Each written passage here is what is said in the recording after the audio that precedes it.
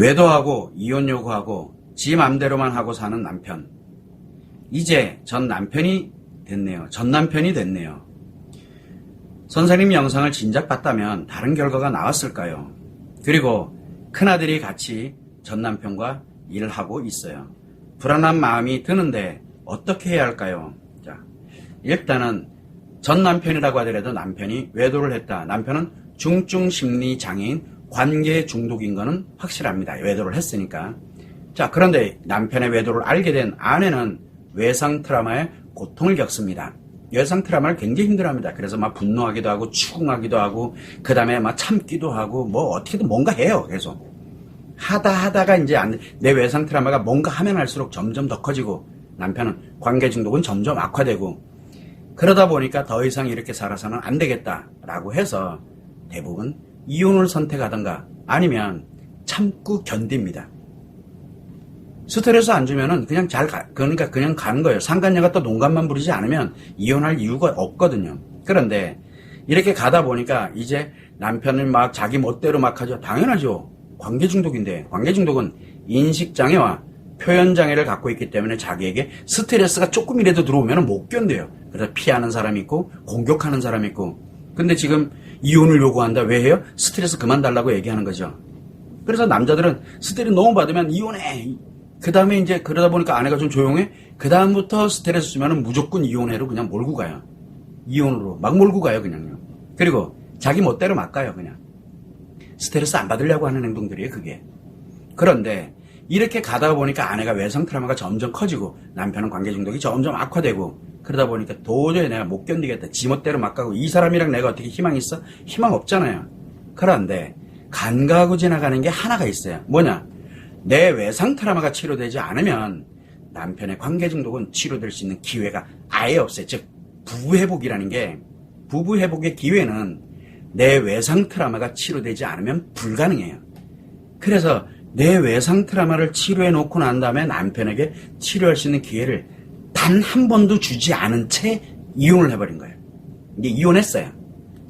이게 바로 뭐냐면 진즉에 만약에 알았더라면 다른 결과가 나왔을까라고 얘기했는데 이혼을 했을 수도 있어요. 중요한 건 아내가 외상 트라우마를 치료하고 그리고 난 다음에는 어떤 결과가 나와도 이혼을 하든 이혼을 하지 않든 아내는 행복해요. 대신 남편은 더 악화되어 있지는 않아요. 이게 결과가 달라지겠죠. 그렇게 되면 가능성이 매우 높은 거예요. 그래서 진즉의 영상을 보고 외상 트라우마를 치료했더라면 결과가 달라졌겠냐?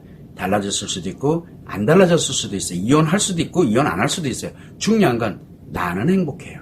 나는 불안하고 답답하고 이혼하고 나서도 계속 전 남편하고 연결되고 아이들과 연결되고 그래서 너무너무 가는 이게 안 돼요. 행복해져 있어요. 그게 전혀 다른 점이에요. 즉 내 인생이 달라진다는 얘기예요. 그래서 지금 현재 내가 이혼을 했지만 지금도 계속 지금 전 남편과 연결이 돼 있고 아이들과 연결이 됐고 이러면서 지금 복잡하게 가고 있고요. 내 외상 트라우마가 점점 커지고 있다는 얘기예요. 과연 그런 상황에서 이혼을 하고 과연 어떻게 살아갈 것이냐. 불행 또는 최악 둘 중에 하나밖에는 없어요. 지금이라도 늦지 않았으니 이혼했더라도 지금이라도 늦지 않았어요. 나의 외상 트라우마를 치료하세요. 물론 이혼하기 전에 외상 트라우마를 치료해서 내가 행복하게 살아가는 그런 능력을 만들었다면 전 남편이죠. 그 남편에게 그때 당시 이혼 안 했으니까 기회라도 한 번은 줄 수 있었어요. 그런데 지금은 기회 줄 필요 없어요. 나를 치료해서 빨리 나를 회복해놓고 행복하게 이혼 후에 행복하게 살아가는 인생을 만들어야 됩니다. 물론 전 남편이 그걸 보고서 또 혹시나 해서 자기 자신을 아직은 그런 기회는 남아 있습니다. 아직은. 그러나 내 인생에서 내가 살아가는데 가장 중요한 건 나의 행복입니다. 그래서 나의 외상 트라우마를 지금도 늦지 않았으니까 즉시 치료를 하는 게 가장 중요합니다. 여기 또 한 가지. 큰아들이 같이 전 남편과 같이 일하고 있다. 전 남편 일 언젠가는 붕괴됩니다. 근데 이게 언제 붕괴될지는 몰라요. 언제 무너질지는 모릅니다. 그러나 보통 보면 관계 중독이 있는 남편들이 대체적으로 이혼을 했더라도 상관없어요. 어차피 관계 중독이니까.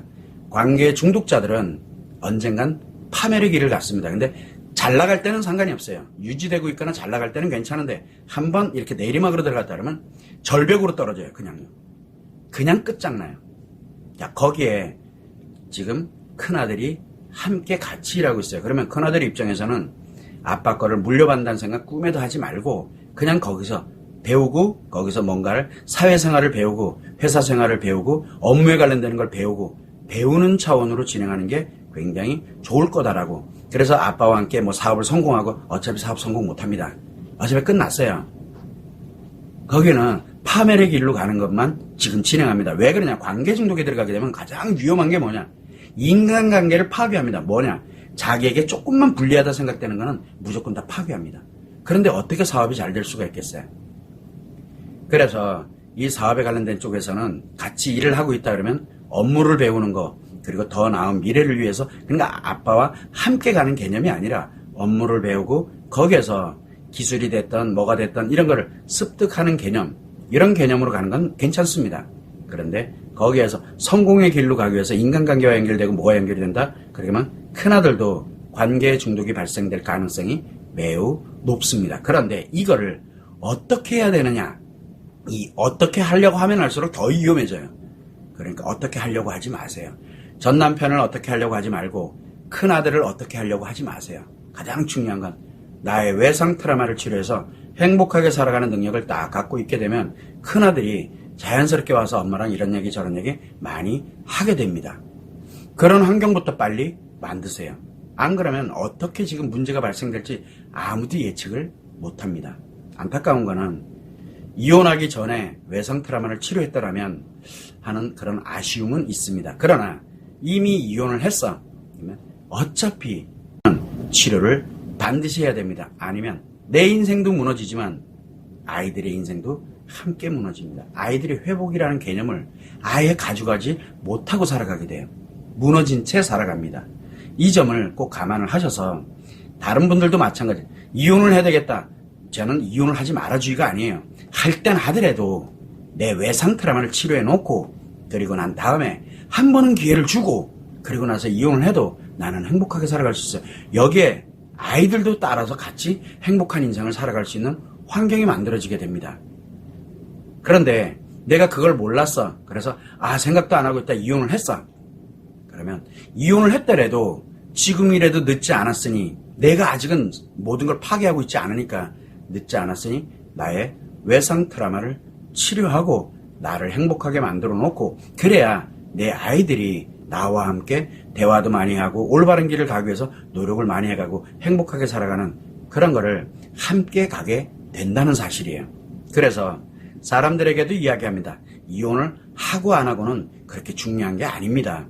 가장 중요한 건 나의 외상 트라우마를 치료하는 거. 두 번째, 아무리 미운 사람이라고 하더라도 일단은 기회는 한번 주자. 나랑 살아온 날이 있으니까. 그래서 기회는 한번 주자. 기회를 준다는 그거를 뭐 계속 주고 있자는 게 아니에요. 내가 행복하게 살아가는데 한 번은 기회를 주고 그리고 나를 행복하게 살아가는 쪽으로 전환을 하자. 이거는 이혼을 했던 이혼을 하지 않았던 필수예요.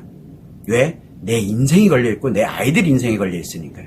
그래서 이분 같은 경우는 지금은 전 남편과 일하는 아들이 지금 문제가 아니고 그리고 과거에 관련돼서 그때 내가 했더라면 이런 생각도 하지 마시고 지금 현재에서 이혼을 하더라도 나의 외상 트라우마를 치료해야 된다라는 거는 이거는 평생 가기 때문에 이 외상 트라우마는 평생 커지기만 합니다. 줄어들지가 않아요. 평생 이혼을 해도. 그래서 내 인생을 파괴시키는 외상 트라우마를 내가 갖고 있거든. 내 인생을 언제든 파괴시켜요. 그렇기 때문에 외상 트라우마를 치료하는 게 가장 중요하다는 거. 그러고 나면 아들이 자연스럽게 나와 함께 행복하게 가는 아빠랑 같이 일을 하더라도 그러면서 아빠의 영향을 훨씬 안 받고 행복하게 살아갈 수 있는 환경을 스스로가 만들어갈 수 있게 된다는 거. 이 점을 꼭 염두를 해주시면 좋을 것 같아요. 그래서 다른 거는 다 생각하지 말고 나의 외상 트라우마를 생각하시면 됩니다. 외상 트라우마를 치료해서 나를 회복해 놓지 않으면 내 인생이 다 무너지는구나. 내 아이들 인생도 다 무너지는구나. 이거를 꼭 명심하세요.